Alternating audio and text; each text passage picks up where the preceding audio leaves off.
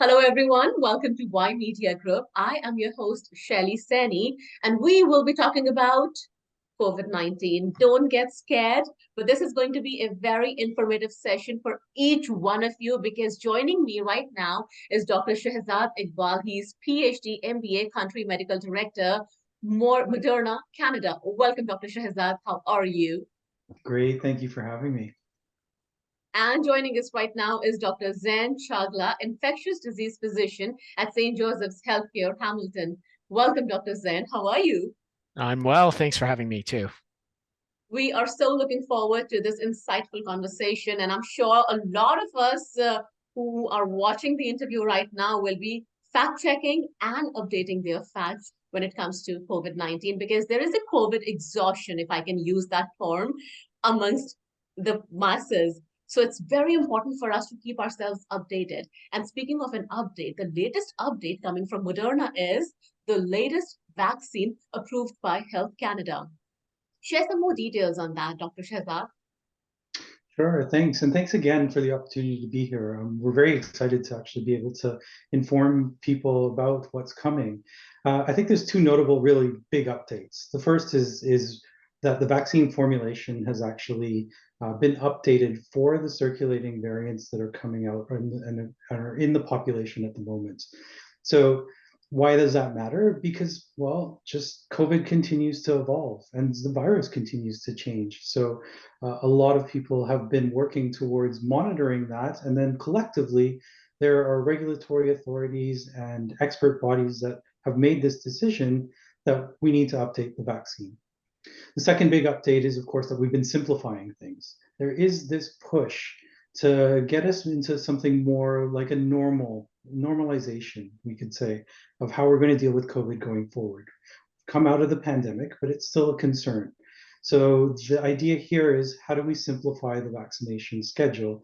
And so what's changed is this push towards doing something more like the flu vaccine, where you have an annual type vaccination or update that's given. Okay, I'm glad you mentioned the annual type of vaccine. So going forward, so starting this season or next season, like, should I go to the nearest clinic and get myself the shot, just like I get the flu shot? Yeah, so I think this is where we turn to what NACI has said. So NACI is the National Advisory Committee for Immunization. It's the big recommending body in Canada that looks at this. And so what they've recommended is that all Canadians should really consider getting this updated vaccine, given where we are right now. But in particular, they're really concerned about certain populations, those who are most vulnerable, continue to be most susceptible to severe disease or ending up in the hospital or even death. And in that case, there's an entire list of conditions for which I think Dr. Chagla would be very happy to expand on. But those are the ones that we want to make sure get that updated vaccine in particular.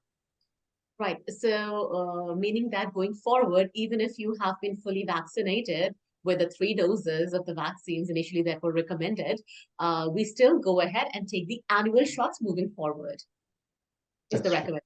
That is the recommendation. All right. And you mentioned given where we are.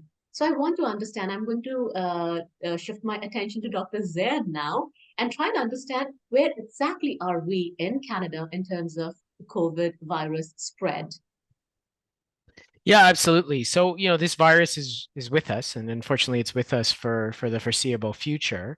We've had good times and bad times, and certainly things are much better than they were in 2020 and 2021. That we're not seeing as many people seriously ill, but we are still seeing people come into the hospital with COVID-19, and they tend to belong to those groups that NACI is really recommending to get their vaccination series up to date in that in as soon as possible. And so these are elderly individuals, people who are immunocompromised, people who have major medical conditions.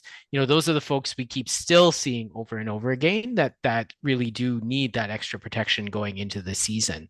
Right now, there is a lot of COVID spreading, and it's probably much more than the summer when you look at findings like wastewater. Really is kind of towards the tail end of last year, early 2023, the amount of COVID we're seeing in the community. So, bottom line, I want people to recognize that things are better, and it's important that we can celebrate the progress that's been made over the last 2 years.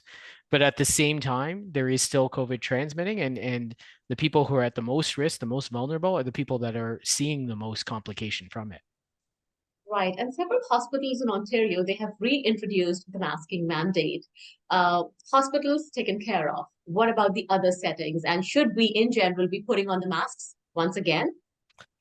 Yeah, and the science on masking really hasn't changed. And particularly when community transmission is high, people, particularly people who are vulnerable, just like they should be vaccinated and staying up to date, may want to use other layers of protection to make sure they're lowering the risk of acquiring COVID-19, and then, in the worst case, lowering the risk of having complications from COVID-19. That includes staying home when sick, washing hands, wearing a mask in indoor settings, using outdoor settings as a way to mitigate that, staying up to date with vaccines, testing when symptoms develop, and then, for some individuals who are high risk, even treatment in the community when they develop symptoms. All of these things can really help protect vulnerable individuals, including masking.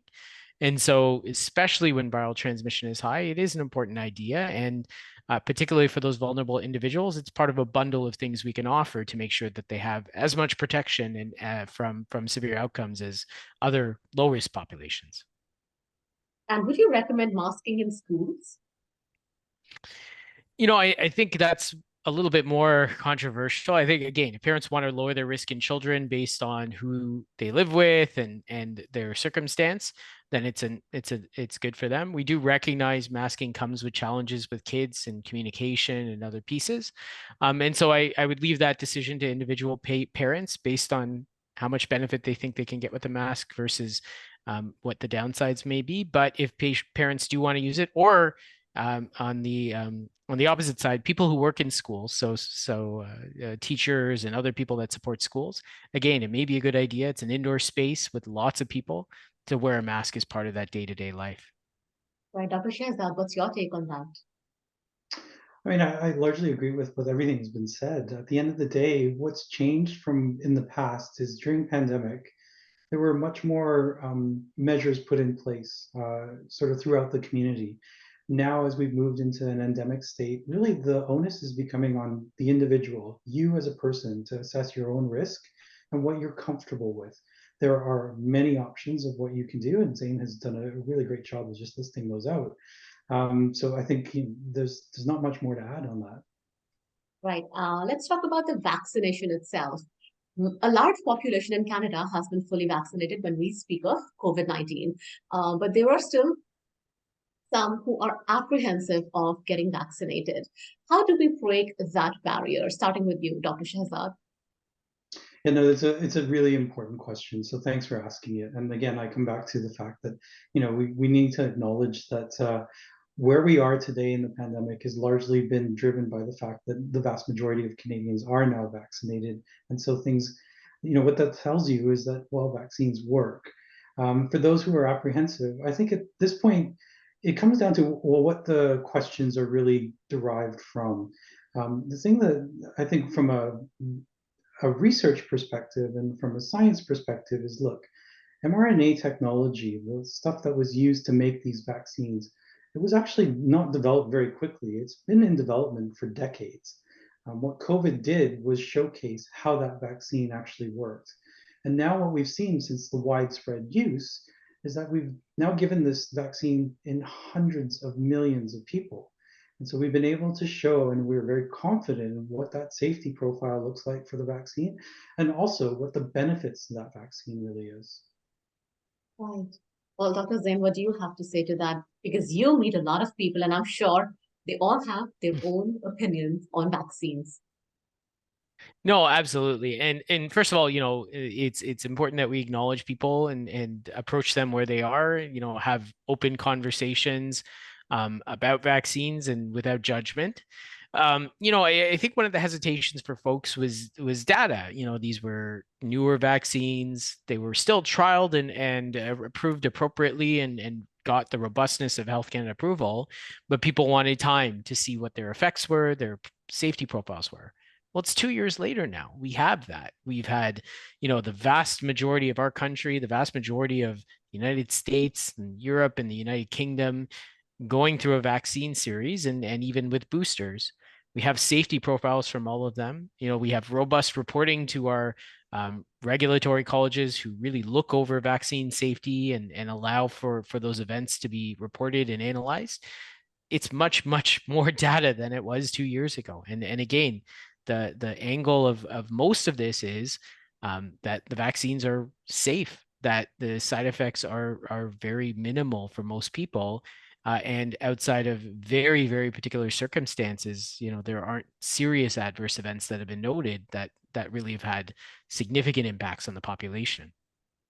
Right. And speaking of apprehension, one apprehension or doubt, not apprehension, but a doubt that is coming specifically from new parents, because the latest vaccine that has been approved can be given to kids as young as 6 months old. So the parents of newborns are really doubtful. They have their own questions. Should we be giving COVID vaccine to a child as young as that? Dr. Shehzad.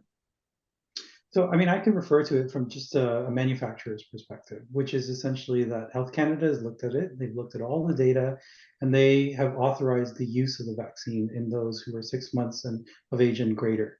For that individual decision making that the parent is considering and what they have to balance, for that, I turn it over to their healthcare provider. So for me, at this particular point, perhaps Zane would want to weigh in on this one. Yeah, I'm happy to. Look, I think as Dr. Shehzad has said, there's lots of data to suggest that these are effective, and to the point where Health Canada thought they were an appropriate product to put on the market, that we have current up-to-date vaccine recommendations for even those populations 6 months to just under 5 years. And so those are really important. I think we want to support parents in their decision. Yes, we know children are a lower risk group, but they are still a group that is represented in healthcare, and we want to make sure that they have adequate access to preventative solutions to make sure that they have minimal severe effects of COVID-19.